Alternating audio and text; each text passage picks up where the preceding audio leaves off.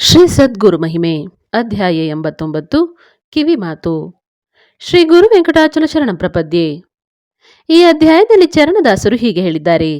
ಒಂದು ದಿನ ಗುರುನಾಥರು ತುಳಸಿ ಕಟ್ಟೆ ಹತ್ತಿರ ನಿಂತುಕೊಂಡು ಬದುಕಿನ ಹಲವು ಮಜಲುಗಳಲ್ಲಿ ಬರುವ ಸಮಸ್ಯೆಗಳು ಹಾಗೂ ಅವುಗಳನ್ನು ಎದುರಿಸುವ ಕುರಿತು ನನಗೆ ಹೇಳಲಾರಂಭಿಸಿದರು.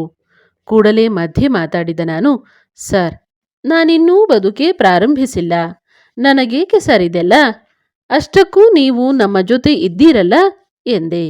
ಆಗ ಗುರುನಾಥರು, ನೋಡಯ್ಯ, ಇಂದು ನಾನಾಡುವ ಮಾತುಗಳೆಲ್ಲವೂ ಶಬ್ದ ಮಂಡಲದಲ್ಲಿ ಇರುತ್ತವೆ. ನಾಳೆ ನೀನು ಪ್ರತಿ ಸಮಸ್ಯೆಗಳನ್ನು ಎದುರಿಸುವಾಗ ಈ ಮಾತುಗಳು ಶಬ್ದ ಮಂಡಲದಿಂದ ಬಂದು ನಿನ್ನನ್ನು ಎಚ್ಚರಿಸಿ ಮುನ್ನಡೆಸುತ್ತವೆ, ತಿಳಿತಾ ಎಂದರು. ಮತ್ತೊಂದು ಸಂದರ್ಭದಲ್ಲಿ ಯಶಸ್ಸಿನ ರಹಸ್ಯವನ್ನು ಬಿಚ್ಚಿಡುತ್ತಾ, ತಂದೆ ತಾಯಿಗಳ ಸೇವೆ ಮಾಡುವುದರಿಂದಲೇ ಮಕ್ಕಳು ಏನನ್ನು ಬೇಕಾದರೂ ಪಡೀಬಹುದು ಗೊತ್ತೇ? ಮಕ್ಕಳ ಏಳಿಗೆಗಾಗಿ ದುಡಿದ ತಂದೆ ತಾಯಿಗಳಿಗೆ ನೋವುಂಟು ಮಾಡಿದರೆ ಯಾವ ಭಗವಂತನೂ ಆ ಶಾಪವನ್ನು ಸರಿ ಮಾಡೋಕ್ಕಾಗಲ್ಲ. ಅದೇ ರೀತಿ ತಂದೆ ತಾಯಿಯರ ಸಂಸರ್ಗದಿಂದ ಜೀವಿಯೊಂದು ದೇಹ ರೂಪ ತಾಳಿ ಭೂಮಿಗೆ ಬರುತ್ತೆ. ಅಂದರೆ ಆ ಜೀವಿ ಭೂಮಿಗೆ ಬರಲು ಇವರು ಕೇವಲ ಒಂದು ಕಾರಣ ಅಷ್ಟೇ. ಅಂದ ಮಾತ್ರಕ್ಕೆ ಆ ಮಕ್ಕಳು ಎಲ್ಲವನ್ನೂ ತಾವು ಹೇಳಿದಂತೆಯೇ ಕೇಳಬೇಕೆಂದು ಅಧಿಕಾರ ಚಲಾಯಿಸುವುದು ಧರ್ಮವಲ್ಲ. ಬದಲಿಗೆ ತಂದೆ ತಾಯಿಗಳು ಮಕ್ಕಳನ್ನು ಗೆದ್ದು ಬರಬೇಕು ಎಂದು ನಮ್ಮೆಲ್ಲರತ್ತ ದಿಟ್ಟಿಸುತ್ತಿದ್ದರು. ಅಂಥ ತಂದೆ ತಾಯಿಯರ ಸೇವೆಯನ್ನು ನಿಷ್ಠೆಯಿಂದ ಮಾಡಿಬಿಟ್ಟರೆ ಸಾಕು. ನಿತ್ಯವೂ ಕೆಲ ಹೊತ್ತು ಅವರ ಕೆಲಸದಲ್ಲಿ ಸಹಕರಿಸುವುದು, ಹಾಸಿಗೆ ಹಾಸಿ ಕೊಡುವುದು ಮತ್ತು ಕೈಕಾಲು ಒತ್ತಿ ಶುದ್ಧ ಭಾವದಿಂದ ಅವರುಗಳನ್ನು ಗೌರವಿಸುವುದು ಎಂದು ಅವರಿಗೆ ನೋವು ಮಾಡಬೇಡಿ ಸಾಕು ಅನ್ನುತ್ತಿದ್ದರು. ಮತ್ತೆ ಮುಂದುವರಿದು, ಆದರೆ ಈಗ ಕಾಲ ಹೇಗೆ ಆಗಿದ್ಯಪ್ಪ ಅಂದರೆ, ನಮಗಾಗಿ ಬದುಕುವ ತಾಯಿಗೆ 200 ರೂನ ಸೀರೆ, ಅದೇ ಕೈ ಹಿಡಿದ ಹೆಂಡತಿಗೆ 2000 ರೂನ ಸೀರೆ ಕೊಡಿಸ್ತೇವೆ ಅಲ್ವೇ? ಹೀಗೆ ನಾವೇ ತಪ್ಪು ಮಾಡ್ತಾ ಇದ್ದು ಯಾವ ದೇವರಲ್ಲಿ ಬೇಡಿ ಏನು ಪ್ರಯೋಜನ ಎಂದು ಪ್ರಶ್ನಿಸುತ್ತಿದ್ದರು.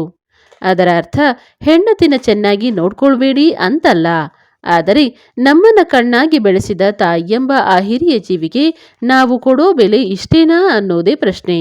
ಇಂದು ನಾವು ನಮ್ಮ ತಂದೆ ತಾಯಿನ ಹೇಗೆ ನೋಡ್ಕೊಳ್ತೀವೋ ಹಾಗೆ ನಾಳೆ ನಮ್ಮ ಮಕ್ಕಳು ನಮ್ಮನ್ನು ನೋಡ್ಕೋತಾರೆ ಅಲ್ವೇ ಎಂದು ನಸುನಗುತ್ತಿದ್ದರು.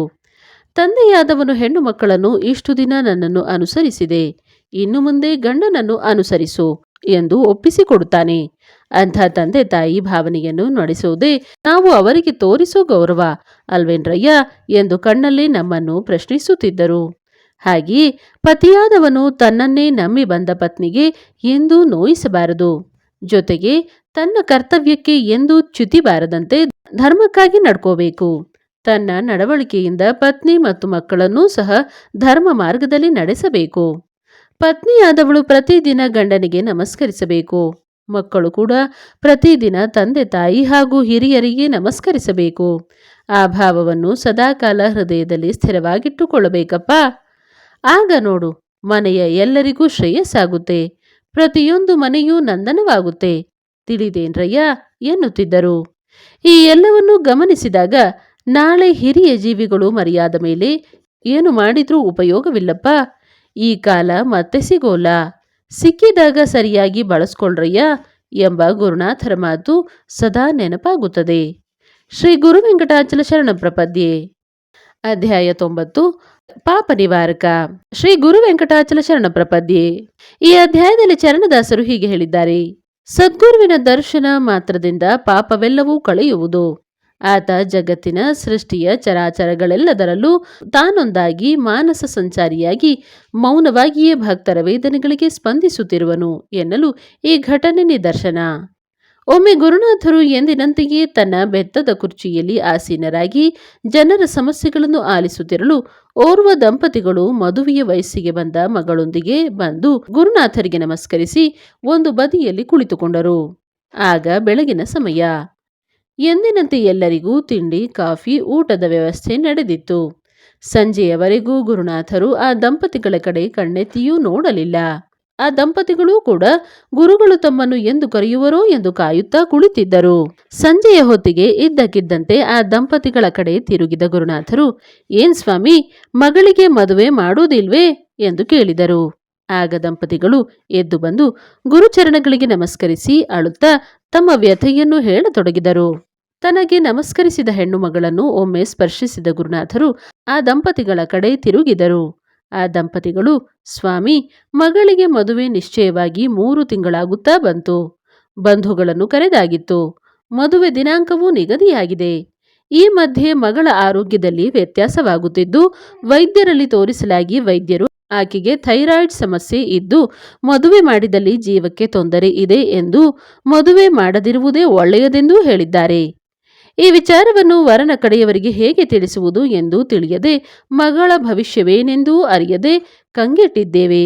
ಈಗ ತಾವು ನಮಗೆ ಕೃಪೆ ತೋರಬೇಕು ಎಂದರು.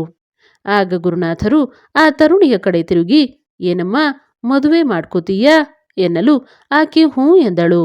ಆಗ ಗುರುನಾಥರು, ಈಗ ನಿಗದಿಯಾದ ವರನೊಂದಿಗೆ ನಿಗದಿಯಾಗಿರುವ ವಿವಾಹ ನಡೆಯುತ್ತದೆ.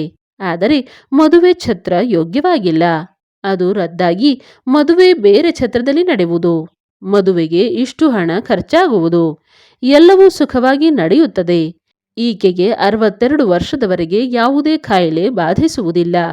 ಆಕೆಗೆ 2 ಮಕ್ಕಳಾಗುವುದು. ಸುಖ ಸಂಸಾರ ನಡೆಸುವಳು. ಆಯ್ತಾ ಎಂದು ಹರಸಿ ಕಳಿಸಿದರು.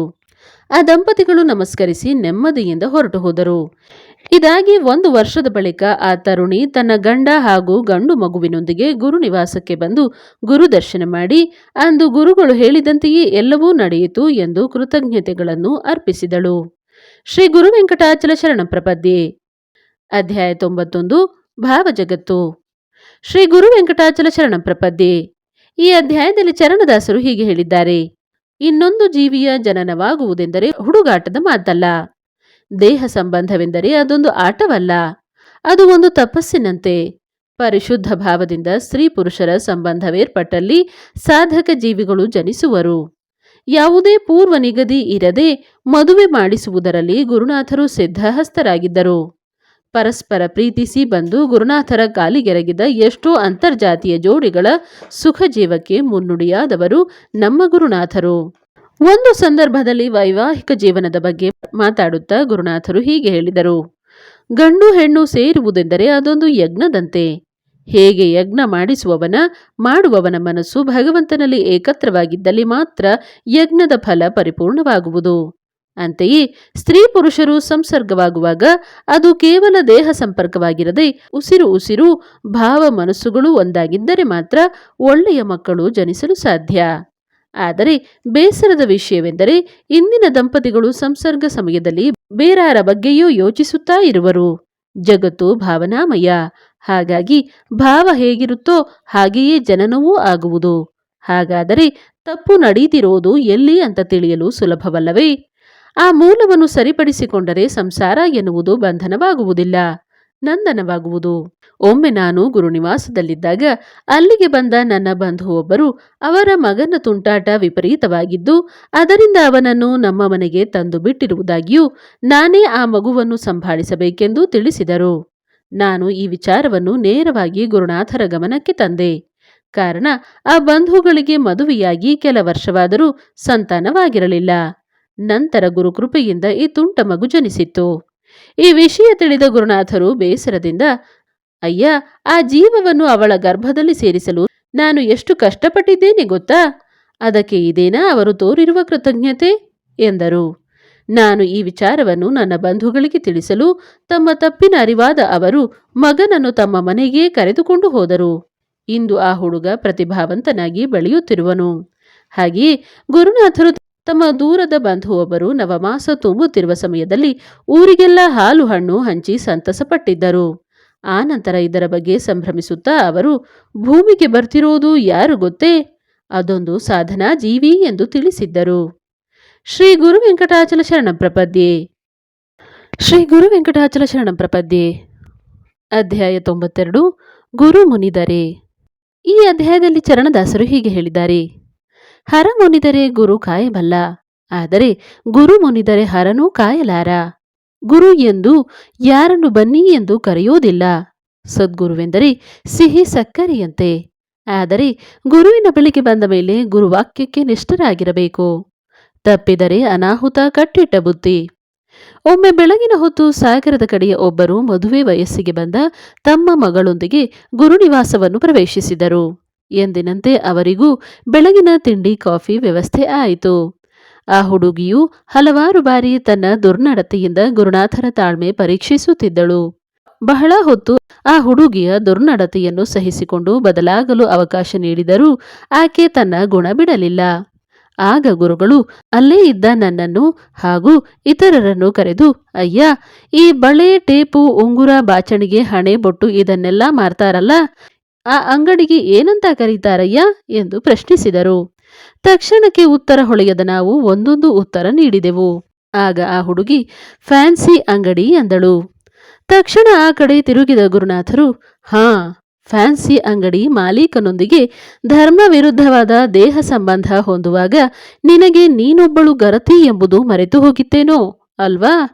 ಈಗ ನನ್ನೆದುರು ಬಂದು ನಾಟಕ ಮಾಡ್ತಿದೀಯಾ ಎಂದು ಗದರಿಸಿದರು. ಈ ಮಾತಿನಿಂದ ವಿಚಲಿತಳಾದ ಆಕೆ ತಲೆ ತಗ್ಗಿಸಿ ನಿಂತಳು.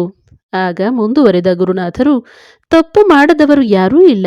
ಆದರೆ ತಪ್ಪನ್ನು ಅರಿತು ಸರಿದಾರಿಯಲ್ಲಿ ನಡೆಯುವ ಅಭ್ಯಾಸ ಮಾಡಿಕೋ. ಅದು ಬಿಟ್ಟು ನನ್ನ ಹತ್ತಿರ ನಿನ್ನ ಆಟ ತೋರಿಸ ಬಂದರೆ ನಿನ್ನ ಒಳಗಿನ ರಹಸ್ಯವೆಲ್ಲವನ್ನೂ ಬಯಲು ಮಾಡಬೇಕಾದೀತು. ಎಚ್ಚರ, ನಿನಗೇನು ಮದುವೆ ಆಗಬೇಕಲ್ವಾ? ಇಂಥ ದಿನ ಇಂಥ ಕಡೆಯಿಂದ ಇಂತಹ ವರ ಬರುವನು, ಅವನೊಂದಿಗೆ ವಿವಾಹವಾಗು, ಮುಂದಾದರೂ ಚೆನ್ನಾಗಿ ಬಾಳ್ವೆ ಮಾಡು ಎಂದು ಹೇಳಿ ಕಳಿಸಿದರು. ಹೀಗೆ ಗುರುನಾಥರು ವ್ಯಕ್ತಿಯ ದೋಷವನ್ನು ತಿದ್ದಿ ಪರಿಹಾರವನ್ನು ನೀಡಿದರು. ಮೈಸೂರು ಮೂಲದ ವ್ಯಕ್ತಿಯೊಬ್ಬರು ಖಾಸಗಿ ಕಂಪನಿಯೊಂದರಲ್ಲಿ ದೊಡ್ಡ ಹುದ್ದೆಯಲ್ಲಿದ್ದರೂ ಆತನಿಗೆ ಇನ್ನೂ ಕಂಕಣ ಭಾಗ್ಯ ಕೂಡಿ ಬಂದಿರಲಿಲ್ಲ. ಆತನ ತಂದೆ ತಾಯಿಗಳು ಆಗಾಗ್ಗೆ ಗುರುನಿವಾಸಕ್ಕೆ ಬಂದು ಗುರುನಾಥರಲ್ಲಿ ಪ್ರಾರ್ಥಿಸುತ್ತಿದ್ದರು. ಒಂದು ದಿನ ಗುರುನಾಥರ ದೂರದ ಬಂಧುಗಳೊಬ್ಬರು ತಮ್ಮ ಹೆಂಡತಿ ಹಾಗೂ ಮಗಳೊಂದಿಗೆ ಗುರುಗಳ ಮನೆಗೆ ಬಂದರು. ಗುರುನಾಥರು ಅವರನ್ನು ಕುರಿತು ಹೀಗೆ ಕೇಳಿದರು, ಏನಯ್ಯ, ನಿನ್ನ ಮಗಳಿಗೆ ಮದುವೆ ಮಾಡೋಲ್ವೇ ಎನ್ನಲು ಅವರು, ವರನಿಗಾಗಿ ಹುಡುಕುತ್ತಿದ್ದೇವೆ ಗುರುಗಳೇ ಎಂದರು. ಅದಕ್ಕೆ ಗುರುನಾಥರು, ನಾನು ತೋರಿಸಿದ ಹುಡುಗನನ್ನು ಒಪ್ತೀರಾ ಎಂದರು. ಅವರು ಹ್ಞೂ ಎಂದರು. ಕೂಡಲೇ ಗುರುನಾಥರು ಮೈಸೂರಿನ ಬಂಧುಗಳಿಗೆ ತಮ್ಮ ಮನೆಗೆ ಬರುವಂತೆ ತಿಳಿಸಿದರು. ಅವರು ಮೈಸೂರಿನಿಂದ ಬರುವ ಮೊದಲು ಗುರುನಾಥರು ಹುಡುಗಿಯನ್ನು ಕೇಳಿದರು. ಏನಮ್ಮ, ಒಂದು ಮಾತು ಕೇಳ್ತೇನೆ, ನಿಜ ಹೇಳಮ್ಮ ಅಂದರು. ಹ್ಞೂ ಅಂದ ಆಕೆಯನ್ನು ಗುರುನಾಥರು, ನೀನು ಒಬ್ಬ ಹುಡುಗನನ್ನು ಪ್ರೀತಿಸುತ್ತಿದ್ದೀಯಲ್ಲ, ಅದರ ಕಥೆ ಏನಾಯಿತು?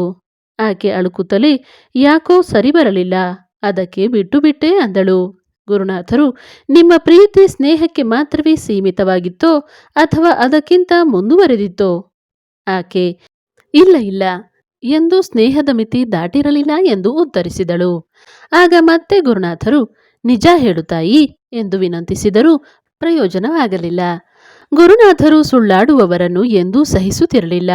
ಆಗ ಸಿಟ್ಟಿಗೆದ್ದ ಗುರುನಾಥರು, ನೋಡಮ್ಮ, ನೀನೇ ಹೇಳ್ತೀಯೋ ಇಲ್ಲ ನಾನೇ ಹೇಳಲೋ ಎಂದರು. ಆಕೆ, ಇಲ್ಲ, ನಾನು ಸತ್ಯವನ್ನೇ ಹೇಳುತ್ತಿದ್ದೇನೆ ಎಂದು ಉತ್ತರಿಸಿದಳು. ಆಗ ಗುರುನಾಥರು, ಏನಮ್ಮ, ಇಂಥ ದಿನ ಇಷ್ಟು ಗಂಟೆ ಇಷ್ಟು ನಿಮಿಷಕ್ಕೆ ನೀವಿಬ್ಬರೂ ಇಂಥ ಊರಿನ ಇಂಥ ಕೋಣೆಯಲ್ಲಿ ಒಟ್ಟಿಗಿದ್ದಿದ್ದು ಸುಳ್ಳೇ? ಇಷ್ಟೇ ಬಾರಿ ನೀವಿಬ್ಬರೂ ಸೇರಿದ್ದು ಸತ್ಯವಲ್ಲವೇ? ಒಪ್ಕೋತೀಯೋ ಇಲ್ವೋ ಎಂದು ನಿಷ್ಠೂರವಾಗಿ ಕೇಳಿದರು. ಆಕೆ ಬೆದರಿ ನೀರಾಗಿ ತಲೆ ತಗ್ಗಿಸಿಕೊಂಡು ನಿಜವನ್ನು ಒಪ್ಪಿಕೊಂಡು ಗುರುನಾಥರ ಕಾಲಿಗೆರಗಿದಳು. ಆಗ ಶಾಂತರಾದ ಗುರುನಾಥರು, ಹೋಗಲಿ, ಇನ್ನಾದರೂ ಮರ್ಯಾದೆಯಾಗಿ ಜೀವನ ನಿರ್ವಹಿಸ್ತೀಯಾ ಎನ್ನಲು ಆಕೆ ಆಯಿತು ಎಂದಳು. ಅಂದು ರಾತ್ರಿಯೇ ಮೈಸೂರಿನಿಂದ ಬಂದ ಆ ಗುರುಭಕ್ತರನ್ನು ಕರೆದು ಈ ಹುಡುಗಿಯೊಂದಿಗೆ ವಿವಾಹ ಬಂಧನಕ್ಕೆ ನಿಶ್ಚಯಿಸಿದರು. ಮುಂದೆ ಗುರುವಿನ ಆಣತಿಯಂತೆಯೇ ಅವರಿಬ್ಬರ ವಿವಾಹವೂ ನೆರವೇರಿತು. ಇಂದು ಆ ಕುಟುಂಬದವರು ಸುಖ ಜೀವನ ನಡೆಸುತ್ತಿದ್ದಾರೆ. ಅಂತೆಯೇ ನೆರೆ ರಾಜ್ಯದಲ್ಲಿ ನೆಲೆಸಿ ಖಾಸಗಿ ಕಂಪನಿ ಸ್ಥಾಪಿಸಿದ್ದ ಒಬ್ಬರು ಆಗಾಗ್ಗೆ ಗುರುನಾಥರ ದರ್ಶನಕ್ಕೆ ಬರುತ್ತಿದ್ದರು. ಅವರು ಅದಾಗಲೇ ಬಹುಕಾಲದಿಂದ ಗುರುಭಕ್ತರಾಗಿದ್ದರು. ಒಮ್ಮೆ ಗುರುನಿವಾಸಕ್ಕೆ ಬಂದ ಅವರು ಗುರುನಾಥರಲ್ಲಿ ಹೀಗೆ ಹೇಳಿದರು, ಗುರುಗಳೇ, ನಾನು ಈಗ ಕೋಟ್ಯಾಂತರ ರುಗಳ ಸಾಲದಲ್ಲಿ ಮುಳುಗಿ ಹೋಗಿದ್ದೇನೆ. ಕಂಪನಿ ಕೂಡ ಸರಿಯಾಗಿ ನಡೆಯುತ್ತಿಲ್ಲ. ಜೀವನ ನಿರ್ವಹಣೆ ಬಗ್ಗೆ ಆತಂಕವಾಗುತ್ತಿದೆ. ತಾವು ದಯಮಾಡಿ ನನ್ನ ಸಮಸ್ಯೆ ಪರಿಹರಿಸಿ ನನ್ನನ್ನು ಉದ್ಧರಿಸಬೇಕು ಎಂದು ಪ್ರಾರ್ಥಿಸಿದನು.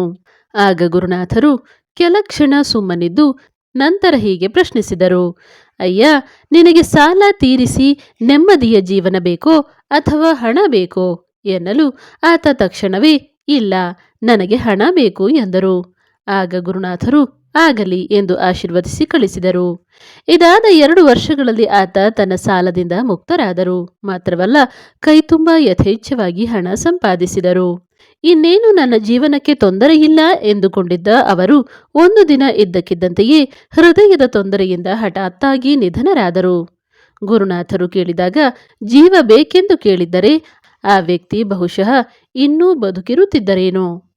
ಶ್ರೀ ಗುರು ವೆಂಕಟಾಚಲ ಶರಣ ಪ್ರಪದ್ಯೆ.